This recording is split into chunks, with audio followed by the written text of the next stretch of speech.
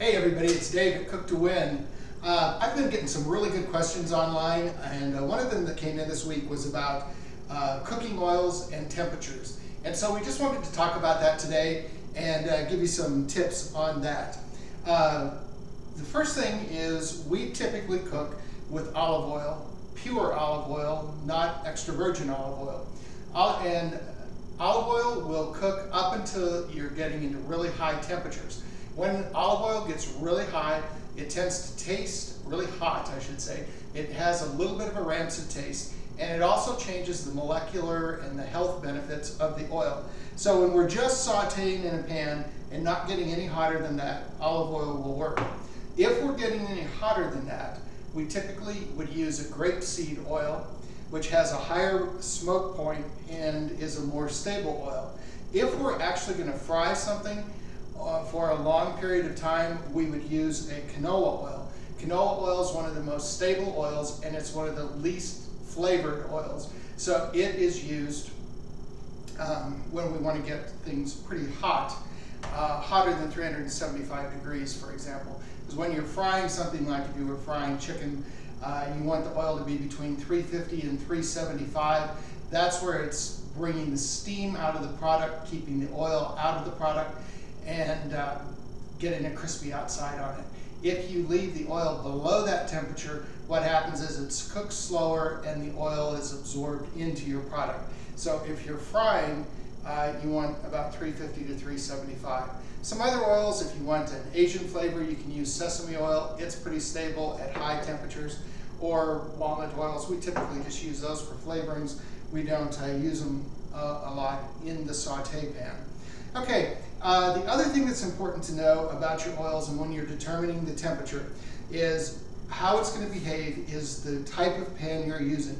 This is a non-stick coated lightweight aluminum pan.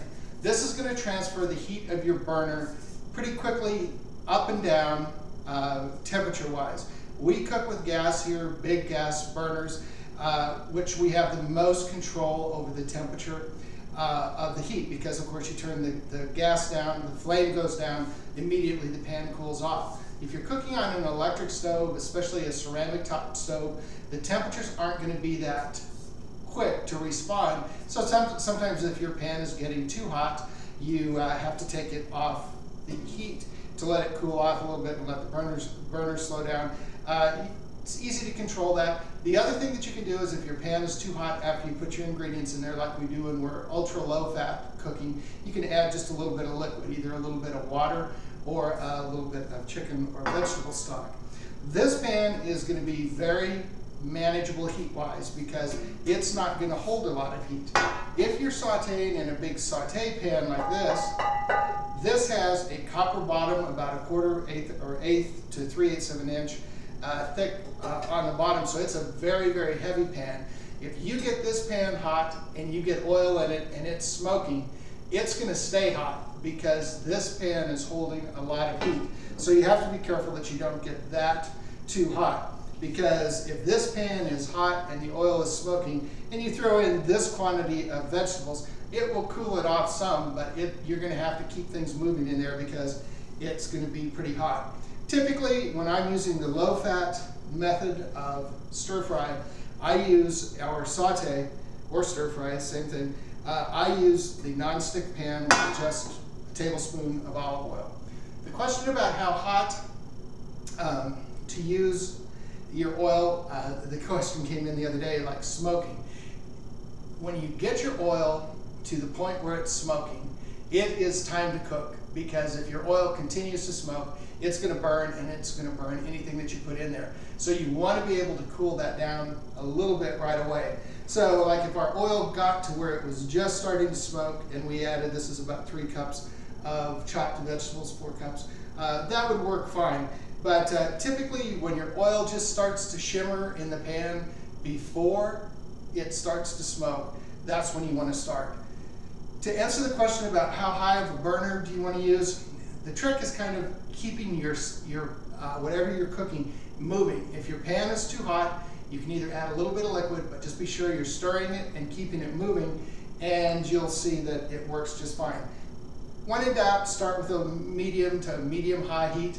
Like I've said before, when I'm doing this, I usually am pretty much full-on heat and then manage what's in the pan. But if you don't have the luxury of gas, you want to be careful with that. So we're going to take our nonstick pan over to the stove and just saute these off and talk a little bit more about that over there. Okay, like we always talk about, the first thing we want to do is get the pan hot, then get the oil hot, and then add our product to it. So we're letting our pan warm up here. It's nice and hot. And I just want to measure the oil today. Somebody was challenging my tablespoon measure the other day. A tablespoon is quite a bit of oil, actually. So we're going to put 1 tablespoon in there to show you that it will do the trick. Sometimes when I swirl that in there, it maybe looks like we get more than that in there. But as you can see, that's going to coat the pan nicely, and that's going to give us plenty of oil to saute off these vegetables. Okay, and you can see as the oil gets hot, it starts to shimmer and move differently in the pan. That's going to let you know how close you are to being at the right temperature, because when it shimmers, it's going to be good to go. We're going to go ahead and let this go just a little ways here. As you can see, I've got my water here in case we need to slow down the cooking a little bit. Now be careful, of course, you don't ever want to, or not, if you pour water into oil, it's going to flash back and steam at you. Okay, the pan is starting to smoke here. I don't really know that that's the oil yet, but you can see the oil is very viscous, and you can see the smoke coming off of there. And it is time to get our ingredients in there. We're just going to do half of these, and you can hear them take off right away when they go into the pan. See, and we've got a full-on gas flame on that, cooking on high, and these are going to saute together very nicely and quickly that way. And you can see, actually, for that amount of vegetables, and a tablespoon of oil was more than enough to do anything that we were going to need to do, because we have extra oil in the pan. We've only been in there less than a minute, and the onions are already starting to become opaque, and the celery is changing color as well. And you can see, even though that oil was smoking hot when we went in there, we've got control of the pan now. We're not worried about anything getting away from us here, because we have got the oil moving around, the vegetables moving around, and everything is good. If we wanted a crunchy vegetable where we were just starting this out, or we were adding more liquid to it, this is pretty close to ready here. If we want to brown them a little bit, we just let it go. And if you wanted to brown it, you have to stop moving it around in the pan, because it has to sit in one spot long enough for the sugars to brown and start to caramelize. We'll just watch this for a minute here, since this is just all about technique today. And then I'm going to cook the rest of the vegetables in that heavy bottom pan. And I don't know on video if you're going to be able to see how it behaves differently, but it will.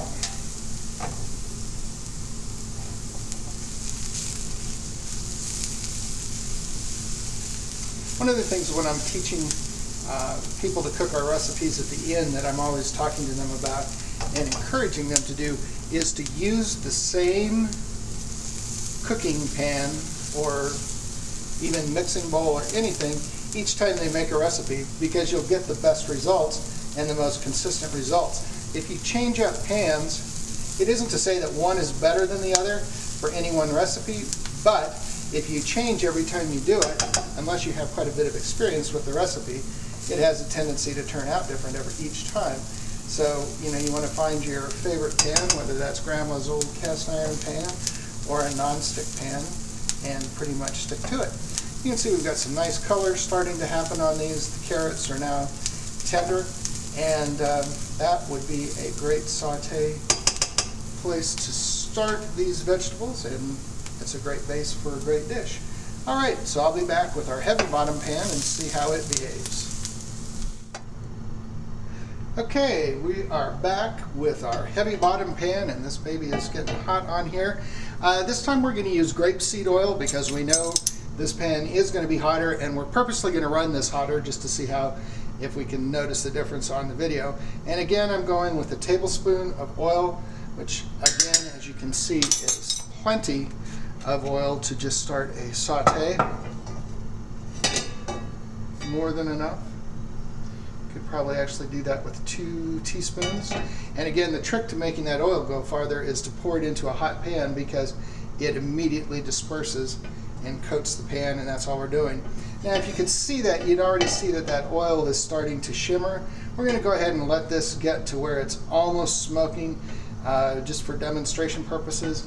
The other way to test your oil, of course, is to drop in just a couple snippets of what you're going to be cooking and see how it behaves. And if it jumps and snaps and crackles in the pan just like that, you know you're ready to go. We'll go ahead and let this get a little bit hotter. You can see that steam coming off of there right now. But the oil is shimmering when you roll it in the pan, and now we're starting to get smoke off the side of there, and that's about as hot as we want to get that before we add ingredients. We like oil to get where it's just about smoking if we're going to be searing meat, or if you really want to get your oil smoking hot, it's when you're blackening Cajun style meats or vegetables. So you can see a completely different cooking experience going on in here because the vegetables are already starting to brown because this oil is probably 25 or 35 degrees hotter than the other pan. The only difference is we're still running at full gas, but we have this heavy bottom pan and we have grapeseed oil, which gets a little bit hotter before it smokes. So definitely this you need to pay a little more attention to in the pan because it would be easy to burn this. Now remember, typically the next ingredient that goes in a lot of recipes with this is garlic here. You don't want to put garlic in at the beginning, at the first time when you are sauteing the aromatic vegetables, the onions, celery, peppers, because the garlic will burn. Typically what I do is when I get my pan going like this where it's nice and hot, and if I want to add garlic to this, I would actually cook these vegetables just to where I want them, turn off the heat, and then throw the garlic in and give it a couple tosses and just let it sit in the pan for a couple of minutes. This is another thing, when you cook these vegetables in these hot pans like we're doing, especially a heavy bottom pan like this, you need to know that when they're absolutely to where you want them, where they're done, you either need to be ready to take them out of the pan or add your next wet ingredients because they will continue cooking in this hot bottom pan pretty quickly. And again, if we really want to let these brown up, you do have to stop stirring them. And I hope you can see that and see how much quicker these cook as well as how differently they cook. And it's all because of the different oil and the different type of pan. And again, that's why when you use a pan and you like the results you got, you might just want to stick with it. And those are some oil and saute tips for today. Okay, we're back here again with a few more shots of this. You can see this is brown. It's got lots of flavor, lots of caramelization on there. And if we just wanted to stop that cooking right now, we'd kill the heat.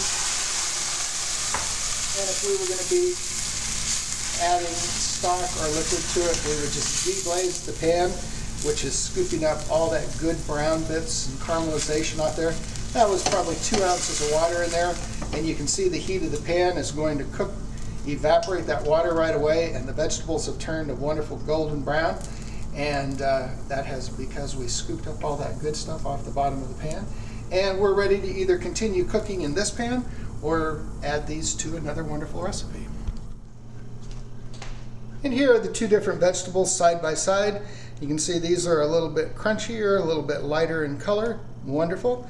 And these are our more cooked, more caramelized, sauteed vegetables. These went in about half the time we were on the stove, I think, that we were with these, and we got 2 different results. And that's how you do it.